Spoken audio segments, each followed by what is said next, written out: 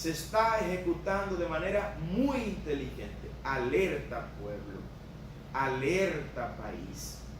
Estás siendo sometido como país a una campaña muy inteligente de sensibilización para convencerte, dominicano, de que aceptes una reforma fiscal. ¿Cuándo? Para allá, para allá. ¿Y qué hemos dicho? Cuando empezamos a ver las voces que iniciaron hablando de esta reforma fiscal, vaticinamos lo que iba a ocurrir. Primero escuchamos a un economista que se le vende a todos los gobiernos y que tiene que explicar un montón de cosas como Odebrecht todavía, hablando de la necesidad de una reforma fiscal. Cuando vi que esta voz salió a hablar de eso, dije, prepárense, que ahora viene una secuela de voces y de cajas de resonancias acústicas a defender una reforma fiscal. A la semana, ¿quién salió? Salió el sindicato de los empresarios de Herrera, diciéndole al país que sí, que hay que hacer una reforma fiscal, que hay que aumentarle los impuestos al país.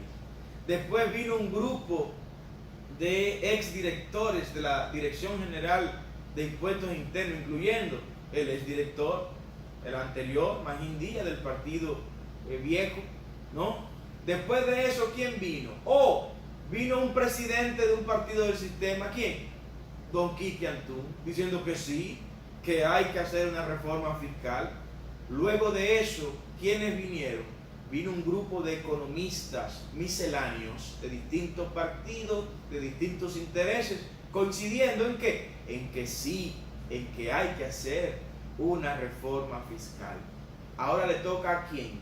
A los organismos multilaterales de financiamiento. El BID salió en el día de ayer y dijo claramente: República Dominicana tiene que aplicarse en ella una inevitable reforma fiscal integral. Aumento de impuestos, señores.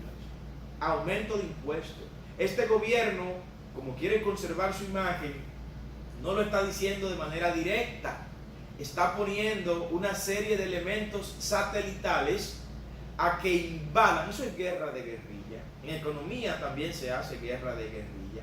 Nos están haciendo guerra de guerrillas.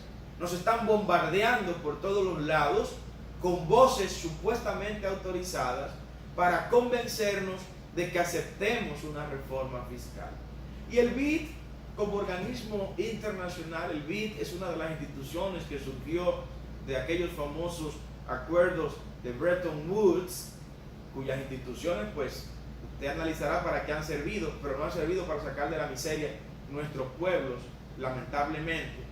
El BID utiliza una serie de argumentos que desde el punto de vista técnico son reales, pero no justifican una reforma fiscal. No justifica que los dominicanos tengamos que pagar más impuestos para un gobierno que después de haber cogido 10.500 millones de dólares prestados, no puede exhibir todavía en estos 8 meses un solo problema nacional resuelto y en camino de solución. Claro, en medio de la pandemia, sí, pero los males de la pandemia debieron ser mitigados con esos 10.500 millones de dólares.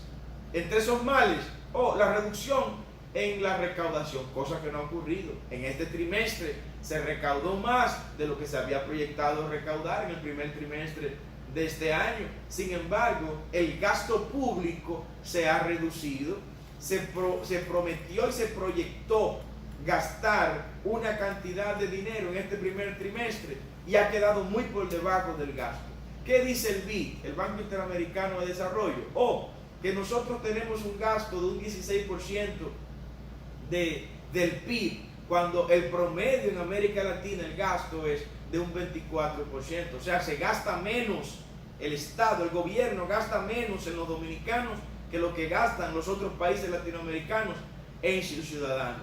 El BID está diciendo que tenemos una presión fiscal de apenas un 15%, cuando en el promedio regional, esa presión fiscal es de un 24%. El 27% es el gasto que se hace en los demás ciudadanos promedios de nuestro hemisferio, ¿no? ¿Qué está diciendo? Que tenemos nosotros que aumentar la presión fiscal. ¿Qué es la presión fiscal? La cantidad de impuestos que el gobierno nos saca de las costillas cada año, que nada más nos está sacando un 15%, dicen ellos, mientras que el resto, el promedio de los países latinoamericanos, se le cobra un 24%, que el gasto nuestro es apenas un 16%, y los demás países de América Latina en promedio se le gasta en sus ciudadanos un 27% del Producto Interno Bruto. Pero no es ahí que está la solución, y ustedes lo saben, aquí hay problemas estructurales que deben ser resueltos. Antes de hablarme de una reforma fiscal, este gobierno no está moralmente calificado para hablarme de una reforma fiscal mientras se le estén dando 7,000 millones de pesos a los dueños o a los concesionarios del peaje de la carretera de Samaná. Usted no me puede hablar de reforma fiscal mientras el sector de generación eléctrica se está llevando 250 millones de dólares de sobrevaluación del combustible todos los años. Usted no me puede hablar de reforma fiscal hasta que usted no me renegocie las tasas que tenemos en el interés de la deuda que estamos pagando. ¿Dónde está ese due diligence? ¿Dónde está esa gestión que ha hecho este gobierno para reducir las tasas que pagamos por concepto de la deuda pública, que este gobierno la ha llevado a un 72% del Producto Interno Bruto, cifra que desde el año de la fundación de nuestra república nunca habíamos tenido un porcentaje del Producto Interno Bruto en deuda como la tenemos en este momento? No nos pueden hablar de reforma fiscal hasta que no se evidencie una mejora en el gasto público. Antes de pensar en eso, ¿en qué están pensando?